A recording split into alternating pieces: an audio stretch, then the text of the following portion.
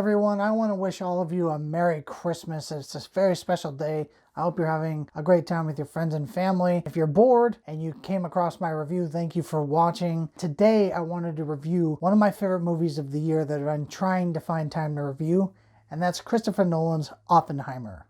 And for those who are sick and tired of these biotopic movies and they skipped this one, I do want to say right now, this is one I don't want you to skip. Christopher Nolan made a great biotopic about Oppenheimer, and I do want to say that the movie focuses a lot on the Trinity Project. He crafted a almost perfectly paced story.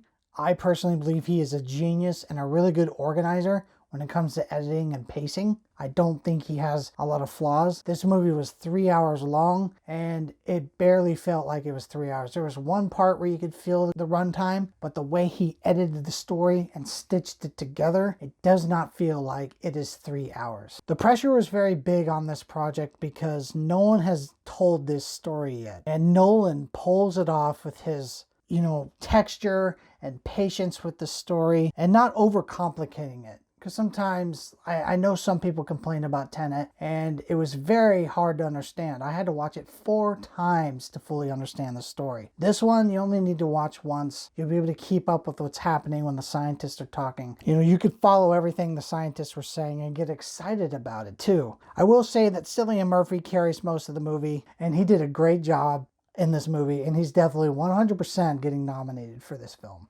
100%. He pulls off this look of pure terror and regret. You as an audience felt how tormented he was by his performance. There was also a lot of black and white scenes, and some people don't understand that and some people did. What I got out of it was focusing on the repercussions of the atomic bomb, particularly here near the third act, to present the objective historical perspective. And what I mean by that is it's focusing on the repercussions of the atomic bomb.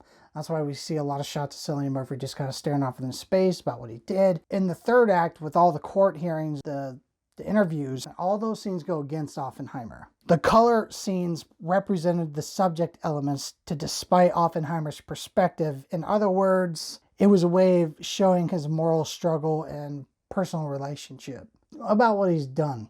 Other things that are obvious: set design, costume design, location, it's all phenomenal. All of it is A+ craftsmanship. Zero complaints there. And one of the biggest compliments this movie has to have is a musical score. I don't know how to pronounce his name, but it's like Ludwig.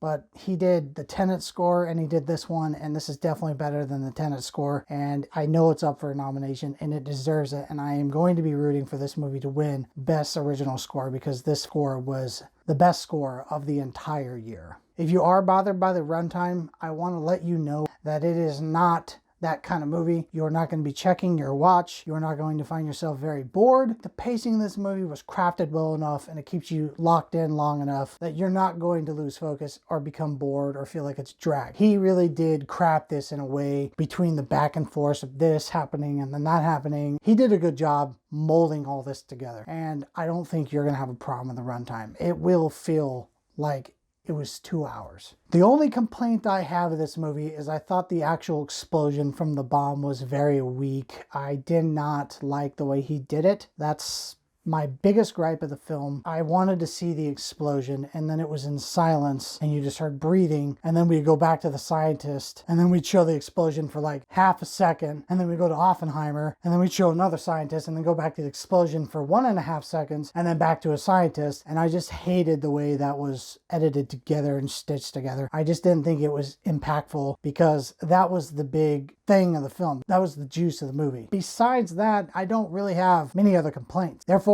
I'm going to grade Oppenheimer an A.